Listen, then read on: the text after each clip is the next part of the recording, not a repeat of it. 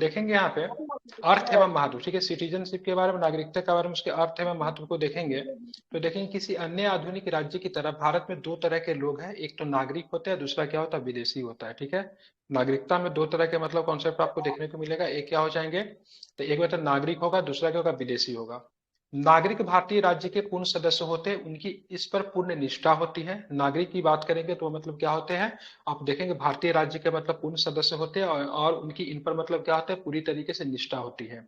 इन्हें सभी सिविल और ठीक है राजनीतिक अधिकार प्राप्त होते हैं, इनको सिविल अधिकार भी प्राप्त होते हैं और आपको राजनीतिक अधिकार भी नागरिक को प्राप्त होते हैं। दूसरी ओर अगर बात करें विदेशी किसी अन्य राज्य के नागरिक होते हैं, पॉलिटी में देश शब्द का प्रयोग नहीं होता है, राज्य शब्द का प्रयोग होता है, क्योंकि अरस्तु की बात करेंगे ना तो उसने मतलब राज्यों को डिफाइन किया था, जिसको एज ए नेशन के तौर पे हम लोग देख सकते हैं। ठीक है, ध्यान में रखेंगे, इसीलिए उन्हें सभी नागरिक एवं राजनीतिक अधिकार प्राप्त नहीं होते हैं, किनको, विदेशियों को।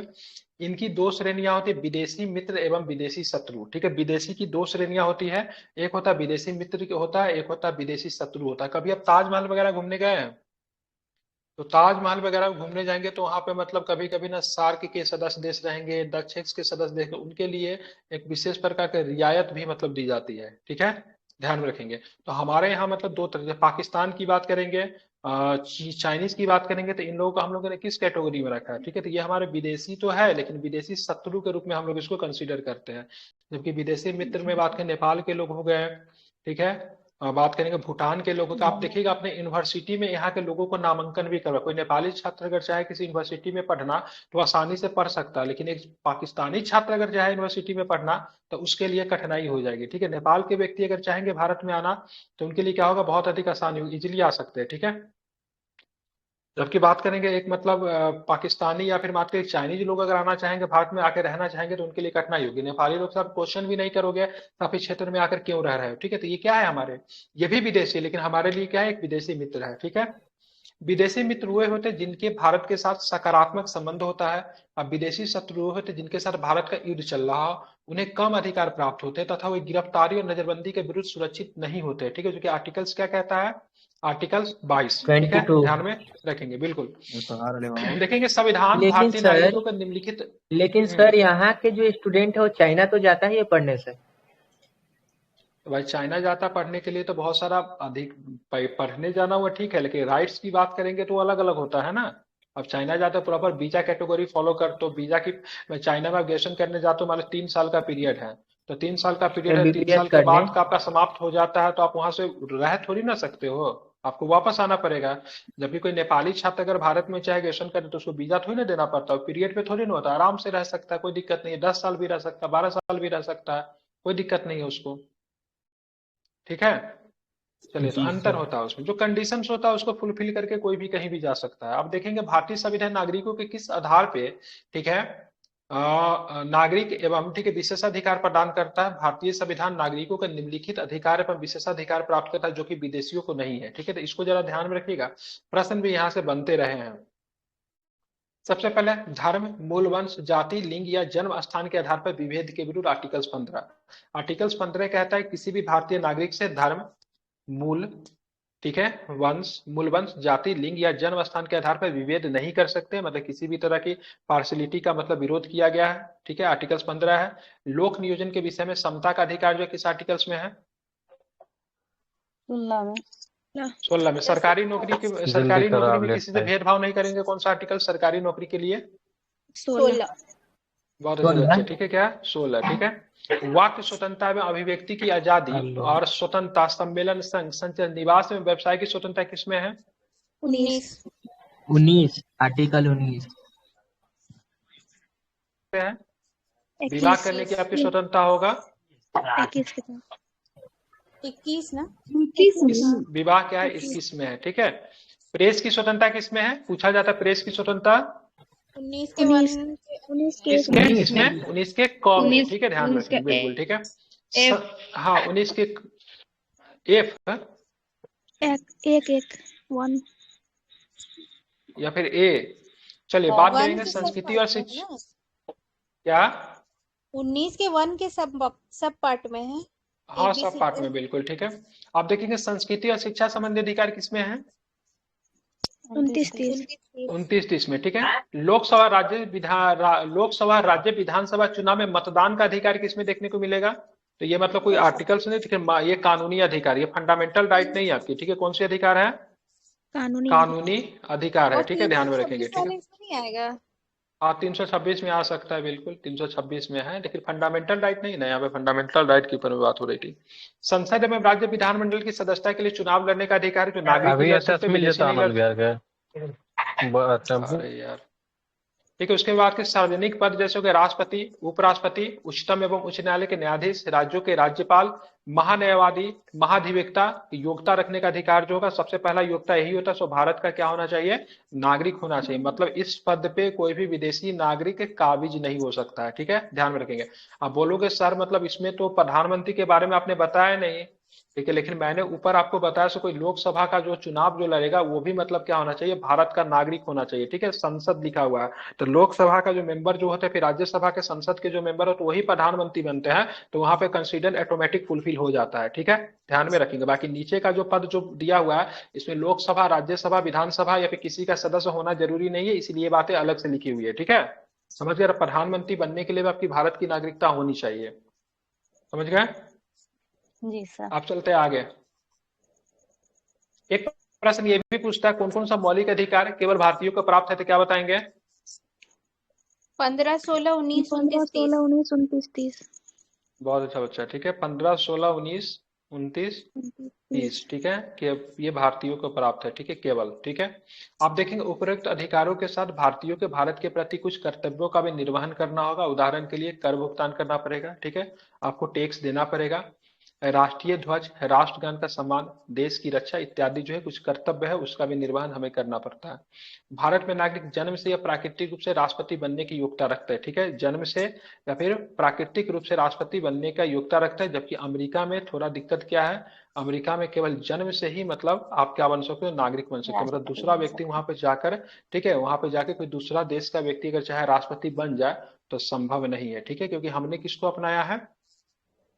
ब्रिटेन के व्यवस्था को अपनाया। तो आप देखोगे ब्रिटेन में देखेंगे अभी जो वहाँ के जो प्रधानमंत्री जो है सो कौन है? भारतीय मूल के व्यक्ति हैं, ठीक है, बिल्कुल। तो ऐसा हो यहाँ पे सकता है, तो लेकिन सिटीजन, राष्ट्रपति की बात हो रही है ना?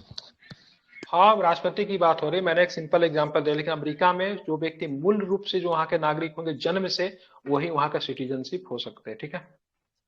यहाँ पे देखेंगे संवैधानिक उपबंध की बात करें, संविधान के किस भाग में है?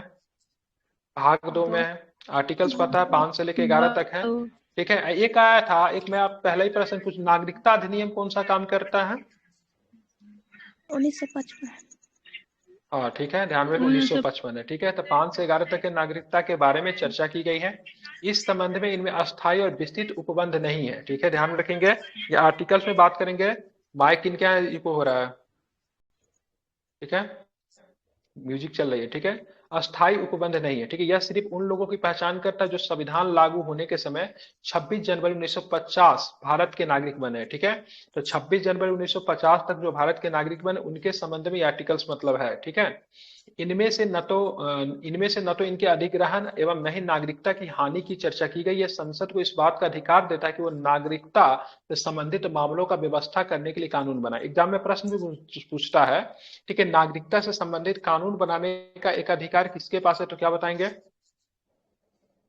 सांसद के पास। संसद, राज्य विधानमंडल नागरिकता से संबंधित कानून बना सकती है क्या? राज्य विधानमंडल नागरिकता से संबंधित कानून बना सकती है क्या? नहीं। नहीं बना सकती। क्या नहीं बना सकती है? नहीं बना सकती है, ठीक है, ध्यान में रखेंगे। इसी प्रकार संसद नागरिकता अधिनियम 1955 लागू हुआ, जिसका समय समय पर संशोधन किया गया है, ठीक है। तो संसद ने नागरिकता अधिनियम 1955 लागू किया है, जो कि इसमें संशोधन करने की बात समय समय होते रही है। संविधान निर्माण के उपरांत 26 जनवरी 1950 के संविधान के अनुसार 4 श्रेणी में लोग भारत के नागरिक बने। पहला श्रेणी कौन है? एक व्यक्ति जो भारत का मूल निवासी और 3 में से कोई एक शर्त पूरी करता है। ये शर्तें कौन कौन है? पहले उनका जन्म भारत में हुआ, पहला कंडीशन। उनके माता पिता में से किसी एक का जन्म मतलब भारत में हुआ है, या संविधान लागू होने के 5 वर्ष पूर्व से भारत में रह रहा हो, ठीक है। ये कौन सा आर्टिकल कहता है? तो अनुच्छेद, ध्यान में रखें कितना अनुच्छेद? अनुच्छेद 5 कहता है, ठीक है। तो तीनों कंडीशन कौन कौन हो गया? ठीक, कौन कंडीशन है? तीनों मतलब वो व्यक्ति भारत का, सब देखेंगे 4 श्रेणी में लोगों को हम लोगों ने बांट रखा। पहला में है एक व्यक्ति जो भारत का मूल निवासी है और 3 में से कोई एक शर्त को पूरा करते, जैसे उसका जन्म भारत में हुआ है, उनके माता पिता में से किसी का एक जन्म भारत में हुआ है, या फिर संविधान लागू होने के 5 वर्ष पूर्व, ठीक है, वो भारत में रह रहा हो, ठीक है, अनुच्छेद 5। दूसरा कंडीशन, दूसरा कैटेगरी क्या है, तो एक व्यक्ति जो पाकिस्तान से भारत आया है, ठीक है, देखेंगे कहां से भारत आया है, पाकिस्तान से भारत आया है, यदि उसके माता पिता या दादा दादी अविभाजित भारत में पैदा हुए और निम्न में 2 में से कोई एक शर्त पूरी करता है तो भारत का नागरिक बन सकता है, यदि वह 19 जुलाई 1948 से पूर्व हस्तांतरित हुआ हो, ठीक है, मतलब आजादी के जस्ट बाद 1948 में, ठीक है, ध्यान में रखेंगे। उसके बाद हम लोग आगे चलते हैं, अपने प्रवसन की तिथि से उसके समानांतर भारत में निवास किया हो, यदि उसने 19 जुलाई 1948 को या उसके बाद भारत में प्रवसन किया हो तो भारत के नागरिक के रूप में पंजीकृत हो। लेकिन ऐसे व्यक्ति का पंजीकृत होने के लिए 6 माह तक भारत में मतलब क्या करना, निवास करना मतलब क्या होगा, आवश्यक होगा, ठीक है, दूसरा कंडीशन। तीसरा कंडीशन क्या है, 4 में से तीसरा कंडीशन देखें, एक व्यक्ति जो 1 मार्च 1947 के बाद भारत से पाकिस्तान हस्तांतरित हो गया, ठीक है, भारत से मतलब पाकिस्तान हस्तांतरित हो गया, ठीक है, मतलब आजादी के बाद भारत से मतलब कहाँ चला गया, तो पाकिस्तान चला गया, लेकिन बाद में फिर भारत में पुनर्वास के लिए लौट आया, फिर वो भारत में क्या होता है, वापस आ गया, तो भारत का नागरिक बन सकता है यदि उसने पंजीकरण प्रार्थना पत्र के बाद 6 माह तक रहना होगा, ठीक है, मतलब वो पंजीकरण करवाएगा, प्रार्थना पत्र देगा और 6 माह तक मतलब क्या करेगा, भारत में मतलब क्या करेगा, निवास करेगा, उसको ठीक है, रहना तो होगा। ये ध्यान में रखेंगे, ये तीसरा कंडीशन। चौथा कंडीशन क्या है नागरिकता का, एक व्यक्ति जिसके माता या पिता या दादा या दादी अविभाजित भारत में पैदा हुए, ठीक है, मतलब भारत का बंटवारा नहीं हुआ, लेकिन वो भारत के बाहर रह रहा हो, ठीक है, लेकिन वो भारत के बाहर कहीं पे रह रहा हो, फिर भी वो भारत का नागरिक बन सकता है यदि उसने भारत के नागरिक के रूप में पंजीकरण कूटनीतिज्ञ तरीके या फिर पार्षदीय प्रतिनिधि के रूप में आवेदन किया हो। यह व्यवस्था भारत के बाहर रहने वाले भारतीयों के लिए बनाई गई है ताकि वे भारत की नागरिकता मतलब क्या कर सके, ग्रहण कर सके, जिसको एनआरआई कहते हैं, नॉन रेसिडेंटल इंडियन कहते हैं, वो भारत के ही नागरिकता होते हैं, क्योंकि उनका मतलब क्या होता है, अगर चाहे तो आसानी से मिल सकता है, क्योंकि उनका क्या होता है, उनका पेरेंट्स की बात करेंगे, दादा दादी की बात करेंगे तो भारतीय मूल के होते हैं, तो वो चाहेंगे तो एनआरआई को नागरिकता मिल जाती है, ठीक है। अब यहाँ पे देखेंगे कुल मिलाकर ये व्यवस्था नागरिकों की चर्चा करती है, ठीक है, ध्यान में रखेंगे, कुल मिलाकर ये व्यवस्था नागरिकों की चर्चा करती कौन, तो व्यक्ति जो भारत का मूल निवासी हो, व्यक्ति पाकिस्तान से हस्तांतरित हुआ मतलब पाकिस्तान से वापस आया, बहुत सारे हिंदू लोग पाकिस्तान से वापस आ गए, ठीक है, व्यक्ति पाकिस्तान हस्तांतरित हुआ लेकिन बाद में लौट कर आ गया होगा, 1947 के बाद पाकिस्तान चला गया लेकिन कुछ दिन के बाद वहां से वापस आ गया, या फिर भारतीय मूल का व्यक्ति जो बाहर रह रहा हो, ठीक है, भारतीय मूल का व्यक्ति किसको कहेंगे, जिनके माता पिता या फिर अगर बात करेंगे दादा दादी भारतीय है लेकिन वो भारत से मतलब क्या रह रहा हो, बाहर मतलब रह रहा हो, ऐसे आदमी को भारतीय मूल का मतलब क्या कहेंगे, व्यक्ति कहेंगे, ठीक है। अब चलेंगे नागरिकता संबंधी अन्य संवैधानिक प्रावधान इस प्रकार है, ठीक है, नागरिकता संबंधी अन्य संवैधानिक प्रावधान की बात करेंगे तो इस प्रकार है, वह व्यक्ति भारत का नागरिक नहीं होगा या भारत का नागरिक नहीं माना जाएगा जो स्वेच्छा से किसी अन्य देश की नागरिकता ग्रहण कर लेगा। जैसे आप हो, ठीक है, आज नेपाल में चले जाओ, नेपाल में कुछ दिन रहा, आपने नेपाल की नागरिकता ले ली, जब आपने नेपाल की नागरिकता ले ली तब भारत की नागरिकता आपकी स्वतः ही समाप्त हो जाएगी, क्या हो जाएगा, स्वतः ही समाप्त हो जाएगी, क्योंकि भारत जो है डुअल सिटीजनशिप की बात नहीं करता, हम लोग सिंगल सिटीजनशिप पे चलते हैं, ठीक है, इसको आपको ध्यान में रखना है। प्रत्येक व्यक्ति जो भारत का नागरिक है या समझा जाता है वो ऐसा नागरिक बना रह सकता है यदि संसद इस प्रकार के किसी विधान का निर्माण करे, ठीक है, तो प्रत्येक व्यक्ति जो भारत का नागरिक है या फिर समझा जाता है वो ऐसा नागरिक बना रह सकता है यदि संसद इस प्रकार के किसी विधान का निर्माण करे, ठीक है, मतलब मान लीजिए कोई व्यक्ति भारत का नागरिक उस वक्त तक मतलब समझा जाता है, ठीक है, यदि संसद इस प्रकार का किसी विधान का निर्माण करे किसी स्पेशल कैटेगरी में तो उसको मान लिया जाएगा, ठीक है। संसद को यह अधिकार है सो नागरिकता के अर्जन और समाप्ति के साथ नागरिकता से संबंधित अन्य किसी विषयों के संबंध में विधि बना सकती है, ठीक है, तो नागरिकता से संबंधित किसी भी प्रकार का विधि बनाना, नियम बनाने का अधिकार किसके पास है, तो क्या बताएंगे, तो संसद के पास है, ठीक है। और इसी में संशोधन करते हुए आप देखोगे नागरिकता अधिनियम आता है, ठीक है, नागरिकता अधिनियम कब आता है, तो ध्यान में रखेंगे 1955 कब आता है, तो ध्यान में रखेंगे कब आएगा, 1955 आएगा, कब आएगा, 1955 आएगा, ठीक है। इसमें क्या होता है, तो इसमें देखेंगे तो नागरिकता अधिनियम 1955 संविधान लागू होने के बाद अर्जन एवं समाप्ति के बारे में उपबंध करता है। मूल रूप से नागरिकता अधिनियम 1955 ने भी राष्ट्रमंडल नागरिकता प्रदान की है, ठीक है, तो मूल रूप से नागरिकता अधिनियम 1955 ने भी राष्ट्रमंडल नागरिकता प्रदान की, लेकिन इस प्रावधान को नागरिकता संशोधन अधिनियम 2003 के द्वारा निरस्त कर दिया गया। तो अब यहाँ पे अभी एनसीआर वगैरह का जो कॉन्सेप्ट जो निकल कर आ रहा था वर्तमान समय में, सब यहाँ पे हमारे क्लियर हो जाएगा। ठीक है, तो सबसे पहले नागरिकता अधिनियम कब आया? 1955 है, जो कि नागरिकता के क्षेत्र में किया गया पहला संशोधन था। राष्ट्रमंडल नागरिकता प्रदान करती है 1955 में, क्योंकि भारत जो था उस समय राष्ट्रमंडल का सदस्य बना था, राष्ट्रमंडल से संबंधित है। ठीक है, लेकिन इस प्रावधान को नागरिकता संशोधन अधिनियम 2003 के तहत मतलब क्या किया गया? तो समाप्त कर दिया गया। ठीक है, ध्यान में रखेंगे। जी। आप चलेंगे आगे, नागरिकता का अर्जन के ऊपर बात करेंगे। तो ध्यान में रखेंगे यहाँ पे नागरिकता अधिनियम 1955 नागरिकता प्राप्त करने के 5 शर्तें बताता। कौन कौन सा शर्त है? तो सबसे पहले आपका जन्म भारत में हो गया होगा, वंशागुणत मतलब आपके पिताजी माता का जन्म भारत में हो, दादा दादी पंजीकरण के द्वारा आप रजिस्टर्ड कर सकते हैं, से हमको नागरिकता दे दीजिए।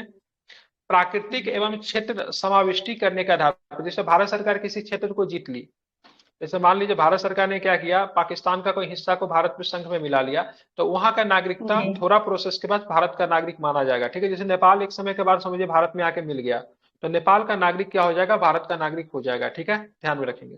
जी सर। यहाँ पे देखिए कि जन्म से भारत में 26 जनवरी 1950 को या उसके बाद 1 जुलाई 1947 से पूर्व जन्मा व्यक्ति अपने माता पिता की जन्म की राष्ट्रीयता के बावजूद भारत का नागरिक होगा। समझिएगा इसको। तो देखेंगे भारत में 26 जनवरी 1950 को या उसके बाद परंतु 1 जुलाई 1947 से पहले जन्मा व्यक्ति अपने माता पिता के जन्म की राष्ट्रीयता के बावजूद भारत का नागरिकता होगा। ठीक है, तो ध्यान में रखिएगा। तो 1 जुलाई 1947 से पूर्व मतलब पहले जन्मा व्यक्ति अपने माता पिता के जन्म की राष्ट्रीयता के बावजूद भी मतलब भारत का नागरिक माना जाएगा। ठीक है, ध्यान में। या फिर उसका जन्म 26 जनवरी 1950 के बाद हुआ हो या फिर 1 जुलाई 1947 से पहले भी अगर होता है, तो उसके माता पिता अगर भारत का नागरिक होगा तो ये व्यक्ति भी मतलब क्या होगा? भारत का नागरिक हो बन जाएगा। जाएगा। ठीक है, और 26 जनवरी 1950 वाला कॉन्सेप्ट तो पता ही है। भारत में 1 जुलाई या उसके बाद जन्मा व्यक्ति केवल तभी भारत का नागरिक माना जाएगा यदि उसके जन्म के समय उसके माता पिता में से कोई एक भारत का नागरिक होगा। ठीक है, तो 1 जुलाई को मतलब ये बात करेंगे, ये 1950 वाला डाटा को लेकर 1 जुलाई या उसके बाद का जन्मा व्यक्ति केवल तभी भारत का नागरिक होगा यदि उसके जन्म के समय माता पिता में से कोई भी मतलब एक होना चाहिए, भारत का नागरिक होना चाहिए। इसके अलावा यदि किसी व्यक्ति का जन्म 3 दिसंबर 2004 के बाद भारत में हुआ है तो वो उसी दिशा में भारत का नागरिक माना जाएगा यदि उसके माता पिता दोनों उसके जन्म के समय भारत के नागरिक हो। ठीक है, या फिर माता पिता में से उस समय भारत का नागरिक हो, दूसरा अवैध प्रवासी ना हो। अवैध प्रवासी का कॉन्सेप्ट निकल कर, अवैध प्रवासी किसको बोलेंगे? तो अवैध प्रवासी उसको बोला जाता है जो कि गलत तरीके से भारत में प्रवेश कर गया, जैसे रोहिंग्या लोग क्या है? ठीक है, अवैध प्रवासी है। ठीक है, ध्यान में रखें, अवैध प्रवासी है। तो अवैध प्रवासी का जो बच्चा अगर यहाँ पे होता, बच्चे का जन्म होता, तो बच्चा भारत का नागरिक नहीं होगा। क्या होगा? बच्चा मतलब भारत में देखिएगा बहुत सारा जैसे कि बांग्लादेशी प्रवासी लोग रह रहे हैं, रोहिंग्या रह रहे हैं, तो उन लोगों ने अगर नागरिकता अगर ले भी लिया है गलत तरीके से, तो उसका भारत जो होगा, भारत का जो मतलब बात करेंगे, उसका बच्चा जो होगा भारत का नागरिक नहीं होगा। ठीक है, उसके बाद के भारत में विदेशी राजदूत रहते हैं जिसको राजनयिक कहते हैं। तो क्या राजनयिक के जो बच्चे जो होंगे वो भारत के नागरिक होंगे? तो वो भी भारत के नागरिक नहीं हो सकते। जैसे मान लीजिए अमेरिका का कोई एम्बेसडर, जैसे मतलब कौन है, एरेकी गारसेटी है ना, तो उसका मतलब मान लीजिए उसका बच्चा का जन्म भारत में हो जाता है, तो क्या उसका बच्चा भारत का नागरिक होगा? तो नहीं होगा। ये चीजें नागरिकों मतलब क्या राजनयिकों पे ये चीजें लागू नहीं होती है। भारत में पदस्थ विदेशी राजनयिकों एवं शत्रु देश के बच्चों के भारत की नागरिकता अर्जन करने का अधिकार नहीं है। ठीक है, ध्यान में रखेंगे। समझ गए ना? या फिर मान लीजिए कोई बच्चा कोई विदेशी व्यक्ति भारत में घूमने आया, ठीक है, घूमने आया और घूमने आने के क्रम में उनको मतलब यहाँ पे बच्चे को जन्म देता है, तो बच्चा भारत का नागरिक नहीं माना जाएगा। ठीक है ना? जी सर। समझ गए? तो इसको आपको ध्यान में रखना है। अब यहाँ पे देखिए वंश के आधार पे, मतलब ये तो जन्म के आधार पे था ना, जन्म से। अब यहाँ पे देखिए वंश के आधार पे नागरिकता कैसे देते हैं। तो कोई व्यक्ति जिसका जन्म 26 जनवरी 1950 को या उसके बाद परंतु 10 दिसंबर 1992 से पहले भारत के बाहर हुआ है, तो वह मतलब वंश के आधार पे भारत का नागरिकता बन सकता है। लेकिन वंश के आधार पे जब भारत का नागरिकता बनेगा तो इसमें कुछ कॉन्सेप्ट क्या होना चाहिए? तो उसके जन्म के समय उसका पिता भारत का नागरिक होना चाहिए।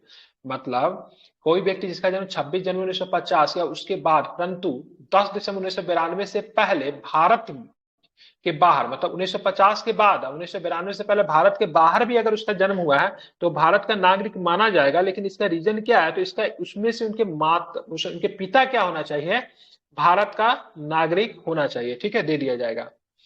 10 दिसंबर 1992 को या उसके बाद यदि किसी व्यक्ति का जन्म देश से बाहर हुआ तो वह तभी भारत का नागरिक बन सकता है यदि उसके जन्म के समय उसके माता पिता में से कोई एक भारत का नागरिक हो।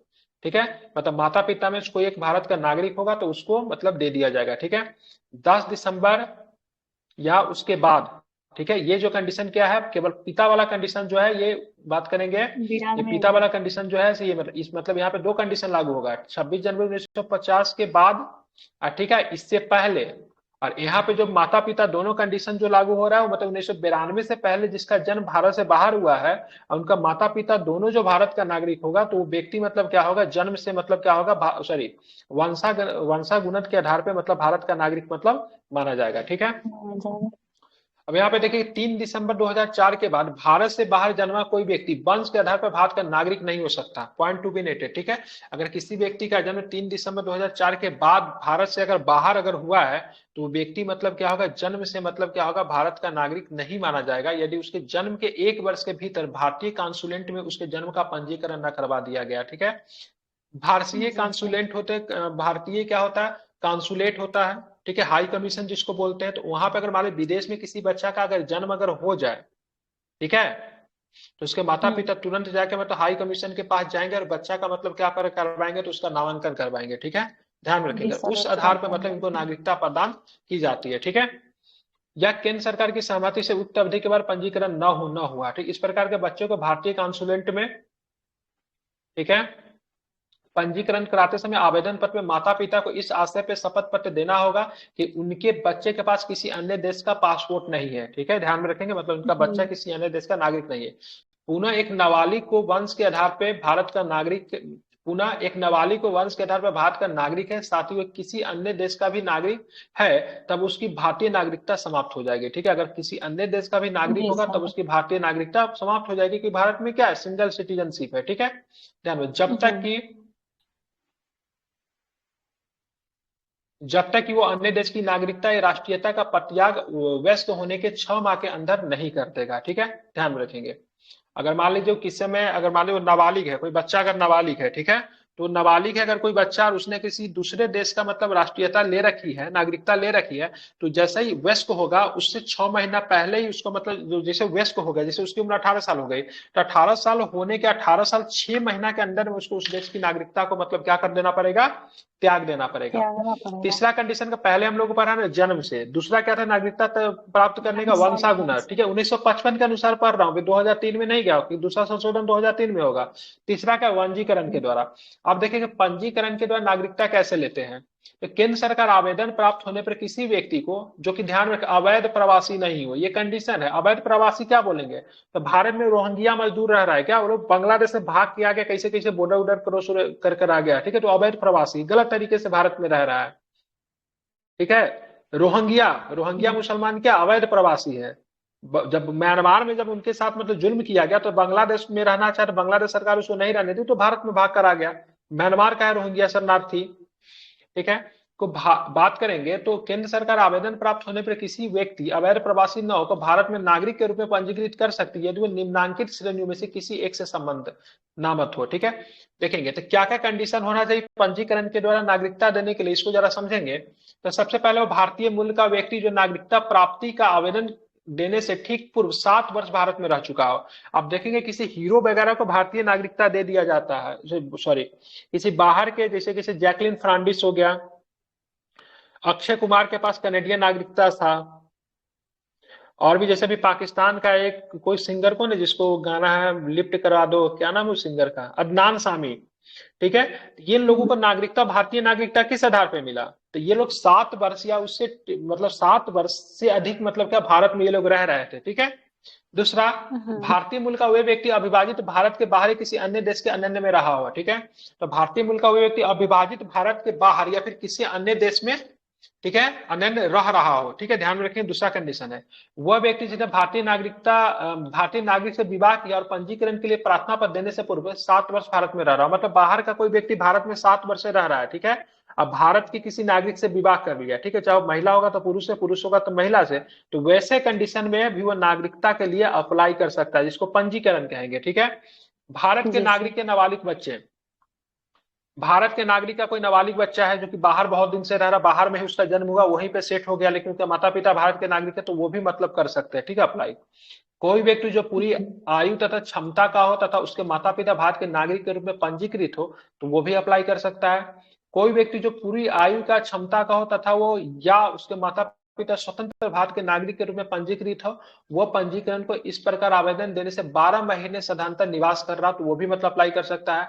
और अंतिम वाला की बात करेंगे तो ध्यान में रखिएगा, कोई व्यक्ति जो पूरी आयु तथा क्षमता का हो, मतलब पूरी आयु का हो, मतलब एज उसका पूरा पूरा मतलब 18 वर्ष वयस्क होना चाहिए, तथा वो समुद्र पार किसी देश के नागरिक के रूप में 5 वर्ष से पंजीकृत हो, तथा वो पंजीकरण का इस प्रकार का आवेदन देने से 12 महीने में सदांतर निवास कर रहा हो, ठीक है। ध्यान में रखेंगे, एक व्यक्ति जन्म से भारतीय मूल का माना जाएगा यदि वो उसके माता पिता में से कोई अविभाजित भारत में पैदा हुए। अविभाजित भारत किसको कहेंगे, मतलब 15 अगस्त 1947 से पहले का जो भारत जो होगा, क्या होगा, जी सर। अविभाजित भारत होगा, ठीक है। अविभाजित भारत मतलब 15 अगस्त 1947 कर भारत का अंग बनने वाले किसी भूक्षेत्र का निवासी हो।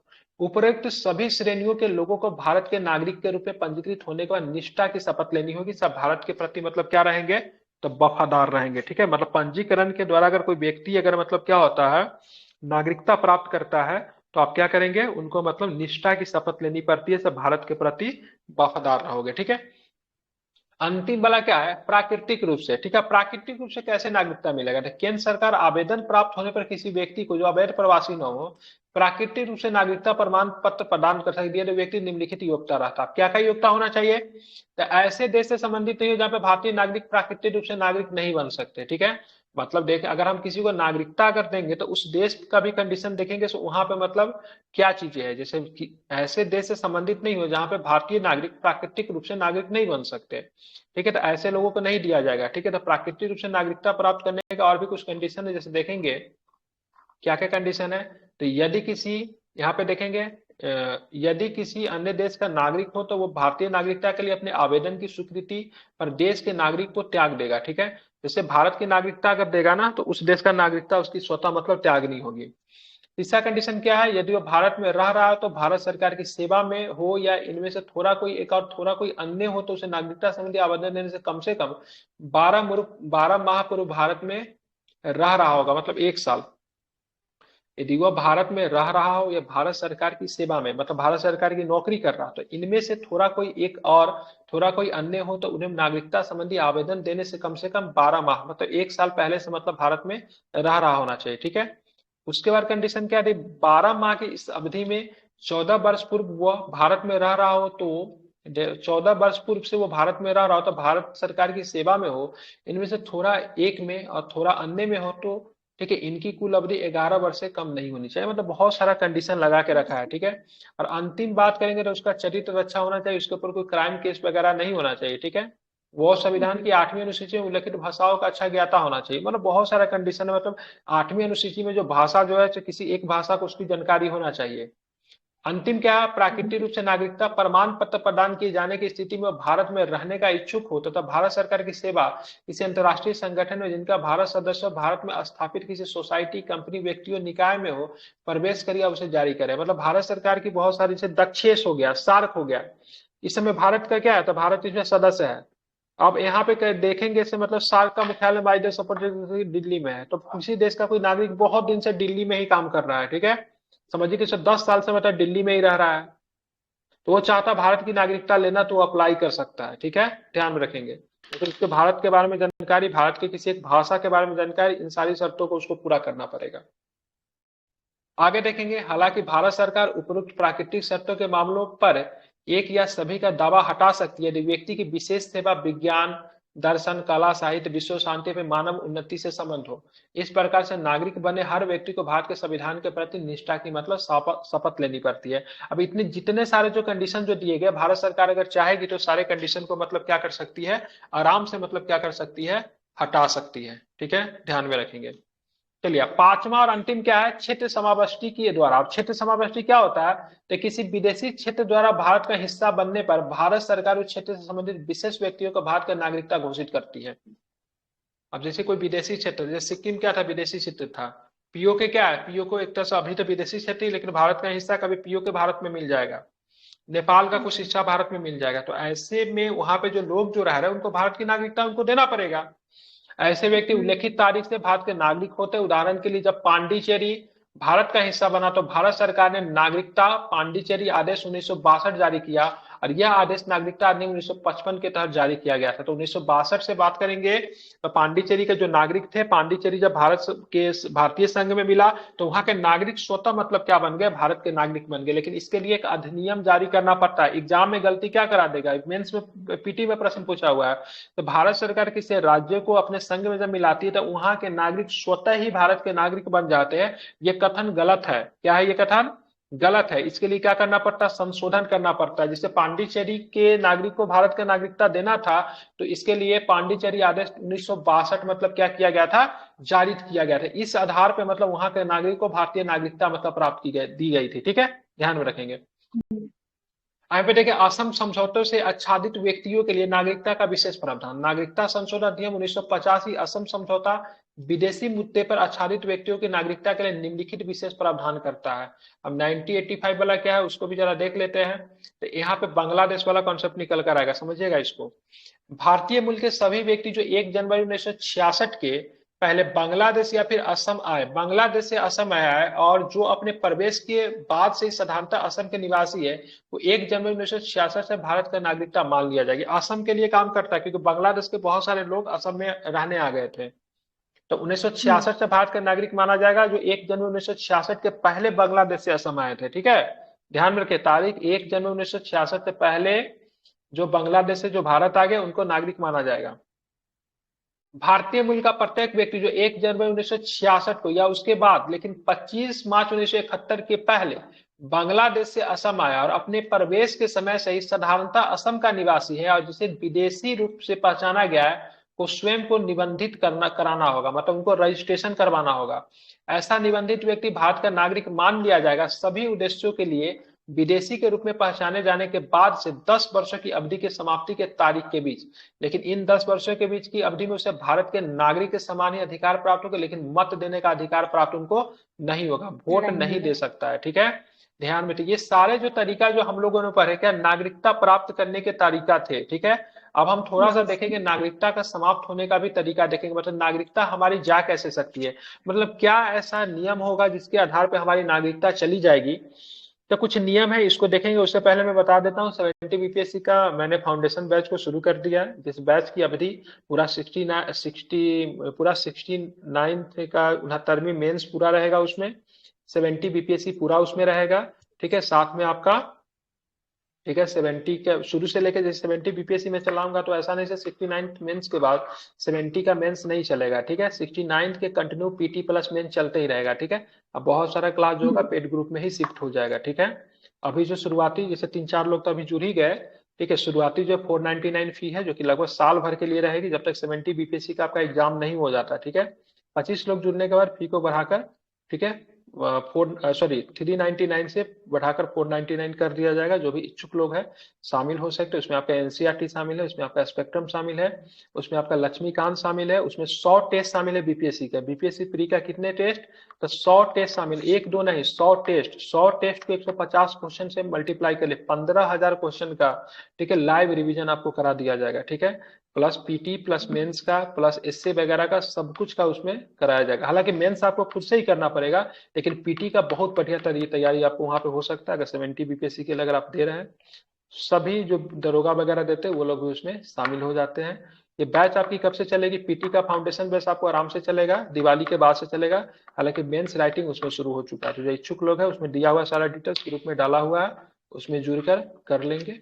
और उसके बाद होमवर्क ग्रुप का जो लिंक दिया हुआ उनसे भी सभी लोग क्या करेंगे, जुड़ जाएंगे। ठीक है, चलिए यही बताना था।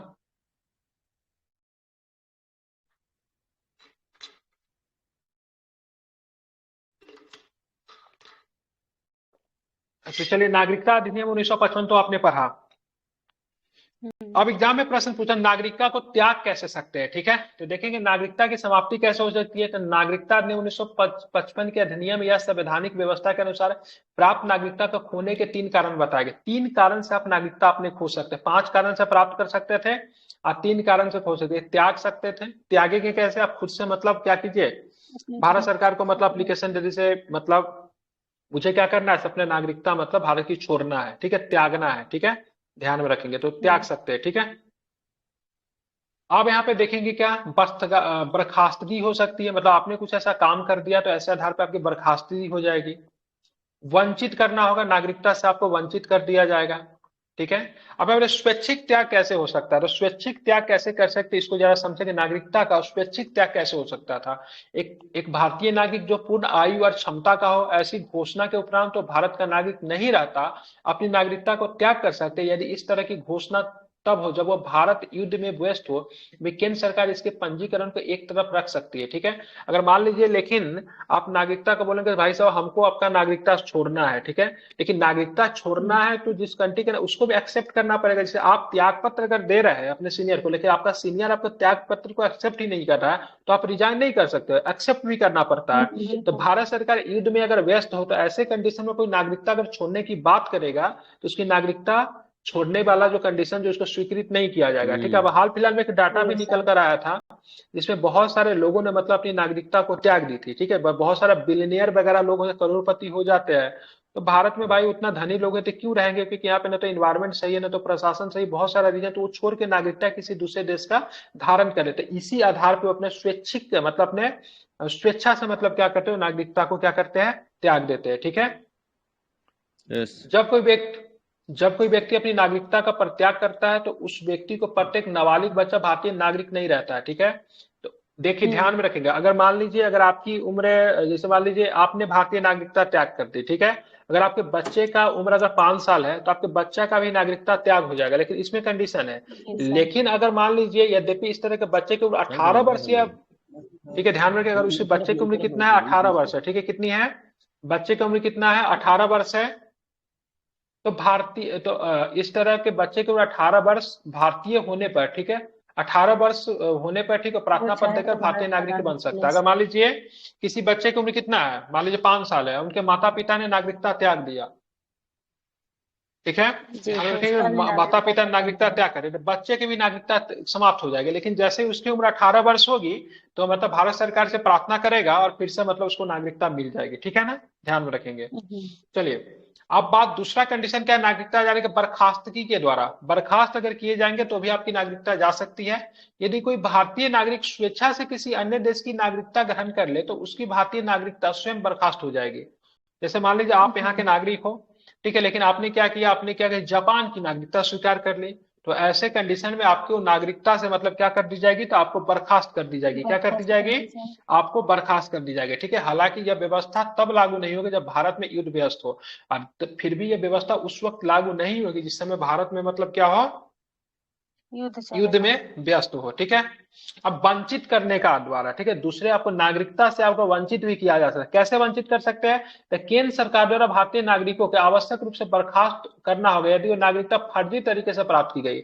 अब कोई रोहिंग्या मुसलमान भारत में आ जाए, उसने गलती से आधार कार्ड बना लिया, ठीक है, आधार कार्ड बना लिया, आधार कार्ड के आधार पर पैन कार्ड बना लिया, आधार कार्ड पैन कार्ड के आधार पर उसने पासपोर्ट बना लिया और ठीक है वोटर आई कार्ड बना लिया, सब कुछ अब वोटर देने लगा, लेकिन पता चल जाएगा इसे नागरिकता गलती से प्राप्त किया, फर्जी तरीके से प्राप्त किया है, तो उसके नागरिकता को समाप्त कर दिया जाएगा, जेल भी होगा, ठीक है। दूसरी बार यदि नागरिकता ने संविधान के प्रति अनादर जताया हो, ठीक है, संविधान को नहीं माने, संविधान के प्रति अनादर अगर जता तो ऐसे कंडीशन में आपकी नागरिकता से आपको वंचित कर दी जाएगी। आगे क्या है, यदि नागरिक ने युद्ध के दौरान शत्रु के साथ गैर कानूनी रूप से संबंध स्थापित किया तो उसे राष्ट्र विरोधी सूचना दी जाएगी। भारत पाकिस्तान का युद्ध चल रहा है और कोई नागरिक जाके पाकिस्तान के साथ मिल जाए, ठीक है, या फिर कोई सेना का, ऐसा तो कोई करेगा नहीं, सेना में तो खास करके नहीं, लेकिन कोई सेना का ही कोई अधिकारी जाके मिल जाए पाकिस्तान से, भारत का बहुत सारा इंफॉर्मेशन मतलब क्या कर दे उसके साथ साझा कर दे, तो उसको राष्ट्र विरोधी, देश विरोधी बोला जाएगा, उसकी नागरिकता को समाप्त कर दिया जाएगा, ठीक है। पंजीकरण या प्राकृतिक नागरिकता के 5 वर्ष के दौरान नागरिक को किसी देश में 2 वर्ष की कैद हुई हो, ठीक है। अब मान लीजिए पंजीकरण के द्वारा भारत सरकार का रिक्वेस्ट करके नागरिकता ले लिया या फिर प्राकृतिक नागरिकता उसको मिला, जैसे मान लीजिए सिक्किम को भारतीय संघ में मिला है तो उनको प्राकृतिक नागरिकता मिल गया, लेकिन वो क्या करता है, अमेरिका में जाता, अमेरिका में कोई ऐसा कांड कर देता है, ठीक है, और वहां पे उसको 2 वर्ष से अधिक का मतलब क्या हो जाता है, सजा हो जाता है, तो ऐसे कंडीशन में भारत का नागरिक नहीं माना जाएगा। जैसे मान लीजिए कि बहुत सारे नागरिक जो थे देश के, बहुत सारे लोग तालिबान में शामिल होने के लिए अफगानिस्तान चले गए, तो जिस समय वो भारत से गए उस समय तो भारत के नागरिक थे ना वो, लेकिन वहां पे जाके गैर कानूनी कानूनों में लिप्त हो गए, तो वैसे लोगों को भी नागरिकता समाप्त कर दी जाएगी, ठीक है। नागरिक सामान्य रूप से भारत के बाहर 7 वर्ष हो रहा हो, आप क्या कर रहे हो भारत में, जैसे देखिएगा कोई कोई आदमी नेपाल उपाल भी रहता है ना, विदेश में भी रहता है ना, तो वोट गिराने में चला आएगा, ठीक है, ध्यान में रखिएगा। क्या करने आता है, वोट गिराने चला आता है, जिसे उसकी वोट पड़ जाए, जिसे पता चलता है वो लगभग एक्टिव है। अब जो 7 साल 8 साल 9 साल से भारत से बाहर रह रहा है, ठीक है ना, तो उसने कभी वोट गिराया ना, तो भारत के किसी संवैधानिक चीजों में मतलब पार्टिसिपेट किया, तो वैसे लोगों की नागरिकता मतलब क्या हो जाएगी, समाप्त हो जाएगी, ठीक है। तो नागरिकता आपकी 3 कंडीशन से जाएगी, जैसा कि मैंने आपको बताया, तीनों कंडीशन हम लोगों ने पढ़ लिया है। स्वैच्छिक त्याग करोगे आप, ठीक है, क्या करेंगे, बर्खास्तगी के द्वारा जाएगी, अब वंचित करने से भी आपकी नागरिकता जा सकती है, ठीक है। अब हम लोग कल जो पढ़ेंगे, तो कल पढ़ेंगे हम लोग, कल पढ़ेंगे एकल नागरिकता के बारे में देखेंगे, ठीक है। अभी हम लोग कुछ लूसेंट को पढ़ेंगे, कई दिनों से लूसेंट नहीं हुआ है, तो एकल नागरिकता को हम लोग कल यहाँ से हम लोग चीजों को करेंगे, ठीक है, ध्यान में इसको रखना है। और आप लोग क्या कीजिए, मैं इसका पीडीएफ पेड ग्रुप में डाल देता हूँ, आप लोग